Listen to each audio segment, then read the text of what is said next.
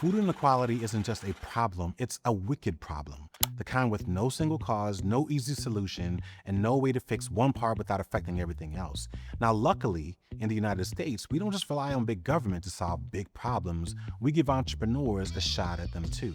So while Rihanna is tackling food challenges with data, the team at Nourish and Bloom is focused on access.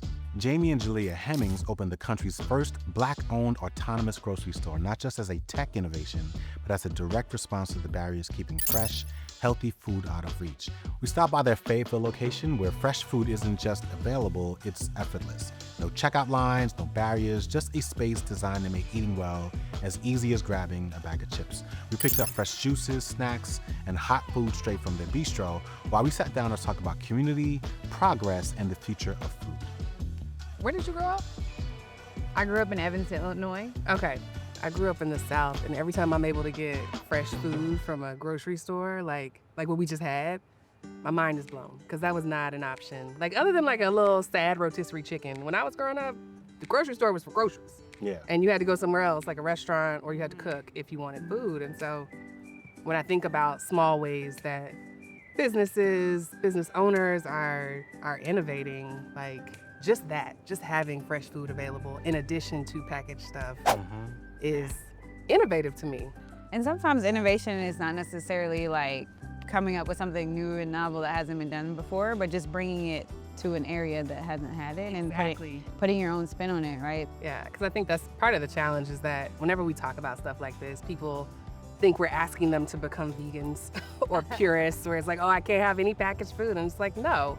What we're saying is that there should be both available. Yeah. We should have the option to choose something healthy, to swap out an alternative ingredient, to get a packaged Oreo, whatever you want. Like, it should just be the option. Yeah. And we shouldn't normalize not having options in the land of the free. Yeah, you mentioned something earlier about the number of companies that control like some really high percentage of the food supply. And that obviously has a lot to do with what is even available in certain areas around the country. But what were those numbers again?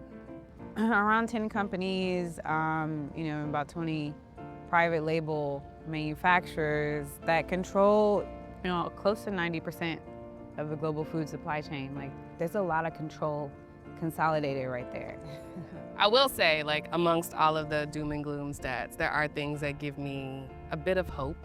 Like, there's some silver linings in there. I loved your newsletter where you were talking about how you anticipate nutrition having a moment in 2025. And I agree with that. But looking beyond 2025, what gives you hope for the future? What do you see, look in your crystal ball, for the future of food? I see people just like caring more and understanding that they have more control over their nutrition and don't need to listen to these fits all my plate recommendations. But more than that is community. Community is gonna be a very core part of food because we're gonna be so tired of robots and antics. Yes. And unfortunately we've seen a lot of small restaurants close down recently and try to get over the times and the frustrations of real estate. But we're gonna see a resurgence of, small, localized restaurants, maybe with smaller footprints. People wanting to see and spend time in person, get off of social media and just connect.